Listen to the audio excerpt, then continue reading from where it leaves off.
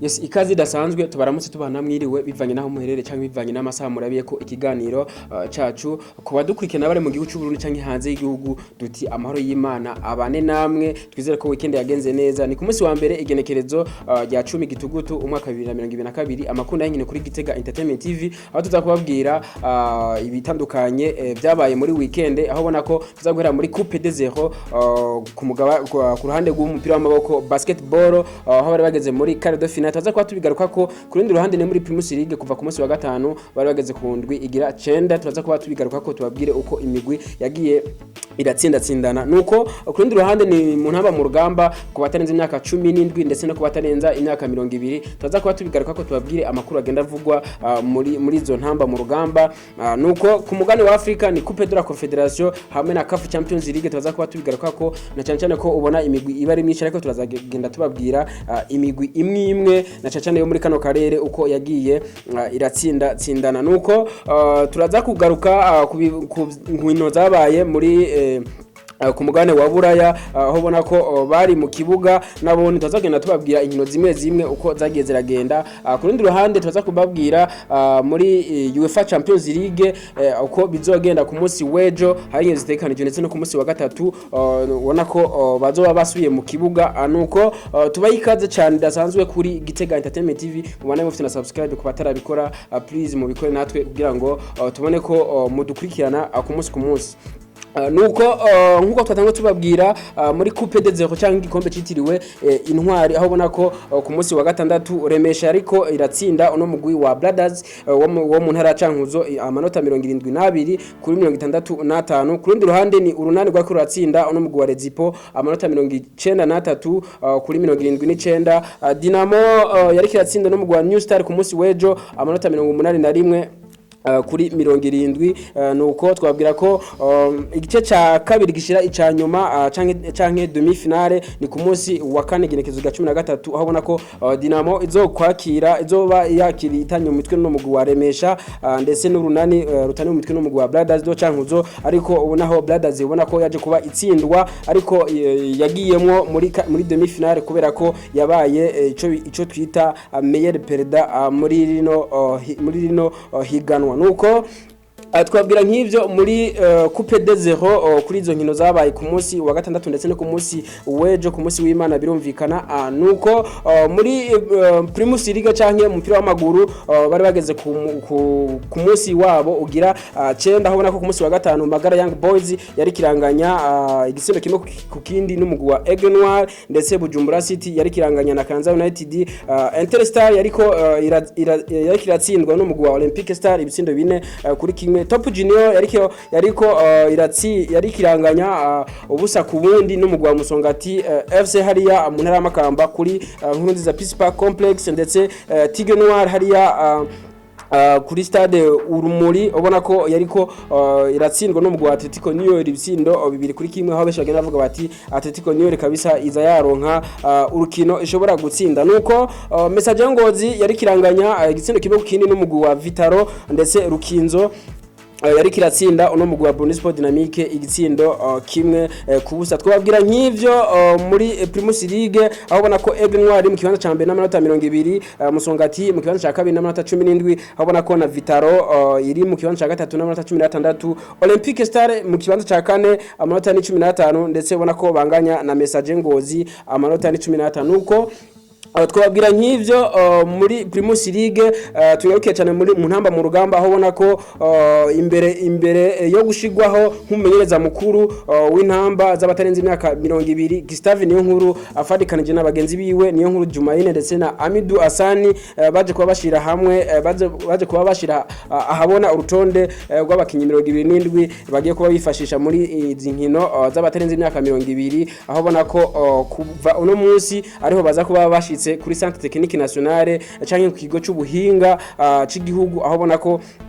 baza kuba batanguye kwitegurira izo nkino nuko ku rundi ruhande twabwira ko mu kubatarenza imyaka 17 intamba mu rugamba hari muri Ethiopia hariko habera inkino zikurakuranamwo ubona ko uno mugwi abatarenza imyaka 17 bimeze nabi kabisa bitameze neza aho ku munsi wejo baje kuba banganya igitsindo kimwe ku kindi n'umugwi wa Sudani y'Epfo, aho bona ko n'urukino rwa mbere kabisa bitaje kuba bimera neza, aho baje kuba batsindwa n'Ubuganda ibitsindo 4-0. Murumva ko intamba mu rugamba z'abaterenze imyaka 10 kabisa bitameze neza. Nuko ku mugano wa Afrika ngo twatanga tubibabwira ni CAF Champions League, aho bona ko ku munsi wa gatandatu abona ko Young Africans yo mu gihugu ca Tanzania ari kiranganya igitsindo kimwe ku kindi n'umugwi wa Al Hilal wo mu gihugu ca Sudani, ubona ko na Coupe de la Confederation AS Kigali ariko yari kiranganya ubusa ku bundi n'umugwi wa Al Nassr wo mu gihugu ca Libya.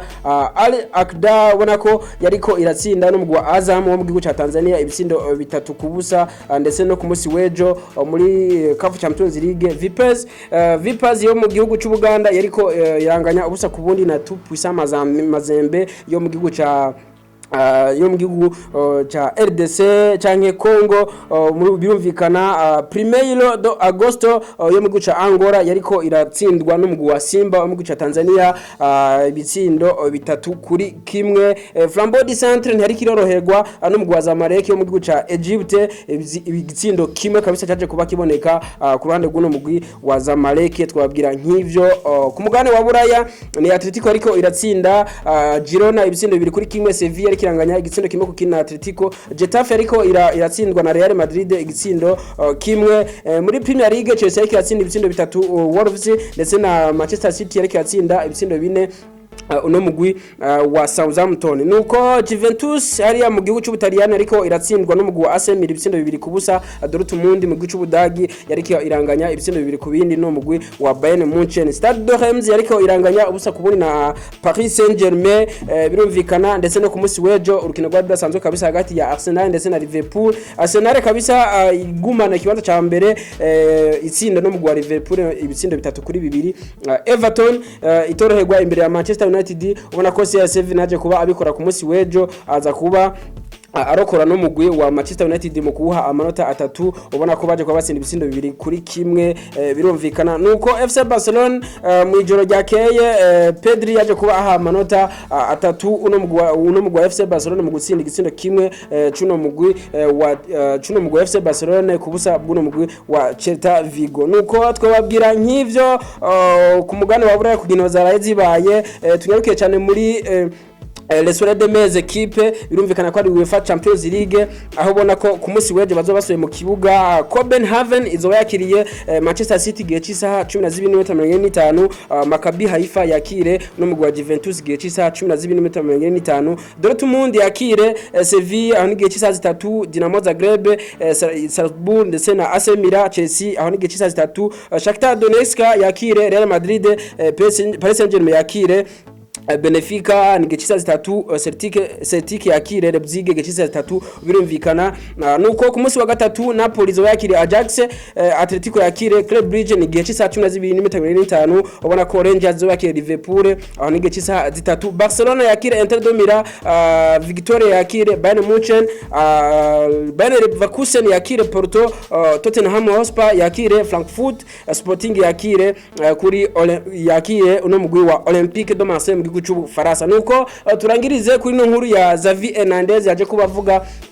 amajambo akomeye cyane kuno musore azwi kwizera rya Ousmane Dembele, avuga ati Ousmane Dembele n'umukinyi mwiza kabisa kandi turishimira kubona abana natwe, kubona ari muri equipe yacu, ubona ko adufasha byinshi cyane. Ati ariko n'umukinyi w'igitangaza mugabo hariho byinshi ataratwereka kuko biraboneka ko amaze inkino zitanu atagitsindo atsinze canke atanga umupira uvamo igitsindo umwe bita passe décisive. Twabwira nk'ivyo uno mugabo Xavi Hernandez umumenyereza wa FC Barcelona yaje kubavuga amajambo akomeye ati turizeye yuko mu nkino zikurikira azogenda abikora neza. Nuko tubashimire cyane mwebwe mwese mwabanye natwe, tubashimire cyane mwebwe mwese muheba ivyo murimo mukadukurikira ku munsi. Tubashimire cyane mwebwe mwese mutwereka urukundo dasanzwe mu gufitana subscribe ndetse no gusangiza abandi biganiro vya Gitega Entertainment TV. Twizere ko duza guhura mu biganiro vyacu byo hanyuma. Ciao ciao.